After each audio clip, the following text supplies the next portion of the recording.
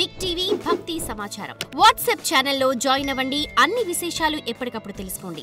గురుగారు, మీరు ఇప్పటి వరకు కూడా మాల ధరించిన వాళ్ళు ఎలాంటి నియమాలు పాటించాలనేది మీరు చెప్పడం జరిగింది. అయితే భర్త గనక దీక్ష తీసుకుంటే భార్య ఏ విధంగా నియమాలు పాటించాలి? ఒక భార్య మాత్రమే కాదండి, ఆ ఇంట్లో అయ్యప్ప వచ్చేసాడు. అయ్యప్ప ఆగమనం. ఎన్నో కోట్ల ఇల్లులు ఉండగా మీ ఇంటికే కదా మాల వేసుకునే ఒక స్వామి ఉన్నారు. అప్పుడు ఆ ఇల్లంతా దేవాలయంగా మారిపోవాలి. ఆ ఇంట్లో ఉన్న ప్రతి ఒక్కళ్ళు దీక్ష తీసుకున్న దానికి సమానమే. కానీ అందులో పెద్దవాళ్ళు చిన్నవాళ్ళు ఆరోగ్యవంతులు ఉంటారు. వాళ్ళ డాక్టర్లు చెప్పిన ప్రకారం ఉండాలి. కానీ శుచి శుభ్రతకు ఏమాత్రం లోటు లేకుండా భర్త ఎలా ఉన్నాడో భార్య ఈక్వల్గా ఉండాలి. మీకు ఆ ఋతుచక్రమైన 4 రోజులు మీరు పక్కన ఉంటే సరిపోతుంది. కానీ మిగతా సమయంలో అంతా సాక్షాత్ ఆయన మాల మెడ మీద మాల వేసుకున్నారు.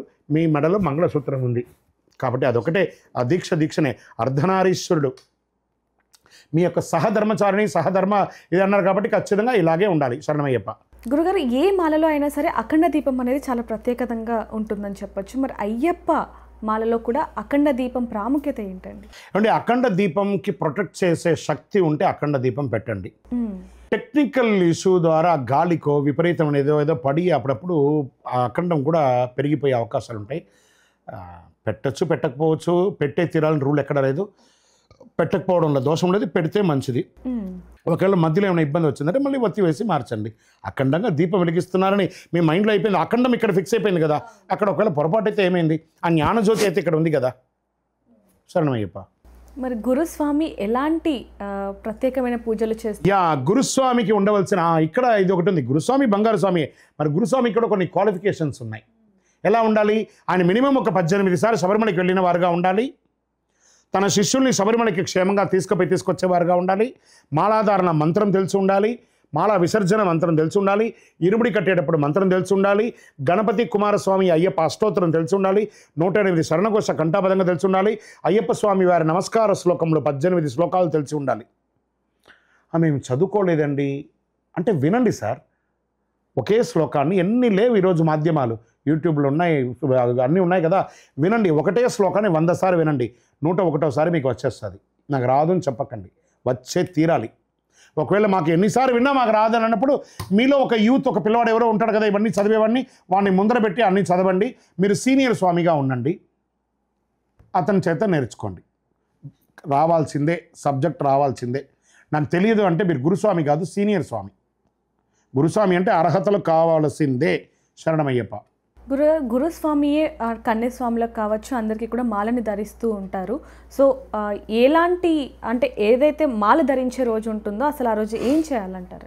ఏమండి, మాల ధరించే వాళ్ళకి గురుస్వామి గారే కదా అందరికీ మాల ధరిస్తారు. మరి గురుస్వామి గారు ఎలా చేయాలి, ఆయన ఎలా ధరిస్తారంటే ఆయనకి 18 సార్లు వేసిన తర్వాత ఒక గురువు గారి దగ్గర గురుపదేశం పొంది ఉంటారు.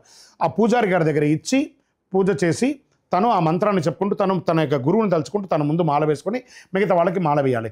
లేదా ఒక దేవాలయంలో వేసుకొని ఉంటే ఆ దేవాలయ అర్చక స్వామి వారు కూడా మాల వేసుకొని ఉంటేనే వారి దగ్గర మాల వేసుకోవాలి. లేదండి మేము 360 రోజులు స్వామిని తాకి పూజ చేస్తామంటే పూజ చెయ్యండి, పూజకు అర్హులు. కానీ దీక్ష చేయడానికి, ఇంకొకరికి దీక్ష ఇవ్వడానికి అర్హత లేదు. మీరు దీక్ష తీసుకుంటేనే ఇంకొకరికి దీక్ష ఇవ్వడానికి అర్హత. కాబట్టి ఇది కొంచెం సున్నితమైనటువంటి విషయంగా భావించి అందరూ కూడా దీక్ష తీసుకొని ఇంకొకరికి దీక్ష ఇవ్వండి. అదొకటి. తర్వాత దీక్ష తీసుకునేటప్పుడు కన్యస్వామికైనా గురుస్వామికైనా అందరికీ దీక్షా నియమావళి ఒకటే, సమానంగా ఉంటుంది. సూర్యోదయాత్ పూర్వం దీక్ష తీసుకోవడానికి ప్రయత్నించండి. ఒకరోజు 100 మంది 200 మంది 500 మంది అయ్యేటప్పటికి అది ఆ సమయం వచ్చేస్తుంటారు కాబట్టి వాళ్ళకి ఆ దీక్షను ప్రమాణంగా గురువుగారు ఇవ్వాల్సిన బాధ్యత అది ఇవ్వండి. ఆ మంత్రాన్ని జ్ఞానముద్రాం శాస్త్రముద్రాం అనే మంత్రాన్ని గట్టిగా గంట సేపు నేర్చుకుంటే వస్తుంది. లేదా పుస్తకం పెట్టి చదవండి, లేదా ఒక ఆడియోలో పెట్టి ఆ ఆడియోలో ఒకసారి ఆన్ చేసి మాల అందరి చేతికి ఇచ్చేసి వాళ్ళందరినీ చెప్పమని చెప్పండి. చెప్పిన తర్వాత భస్మం పెట్టి ఆ యొక్క మాలను వారికి ముద్రమాలను పెట్టి వేయండి. అప్పుడు దానికి సంపూర్ణతతో వస్తుంది. శరణమయ్యప్ప. గురుగారు, కొత్తగా మాల వేసుకునేవారు అంటే కన్యస్వాములు కావచ్చు, లేకపోతే పెళ్ళైన తర్వాత మొదటిసారి వేసుకునే వారికి కొన్ని సందేహాలు ఉన్నాయండి. మాల వేసుకున్న తర్వాత షాంపూ సబ్బులు వాడచ్చు? ఇక్కడ బాగా ఇదండి. ఇప్పుడు ఎలా ఉంటుందంటే అండి, షాంపూలు సబ్బులు దీక్షలో వాడవచ్చా? షాంపూలు సబ్బులు వాడచ్చు అంటే ఇప్పుడు ఆల్మోస్ట్ అన్ని షాంపూలు సబ్బులు అంతా కూడా ఎగ్తో తయారైనవే ఉంటుందండి. కండిషనర్ అంటారు దాన్ని. అది కొంచెం తప్పే. కాబట్టి దానికోసం ఆయుర్వేదిక్ షాపులు ప్రతి చోట ఉన్నాయి.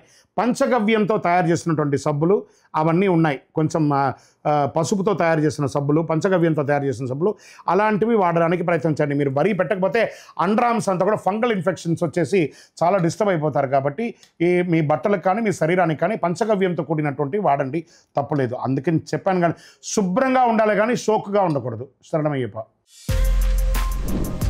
For more videos like this, subscribe Big TV channel.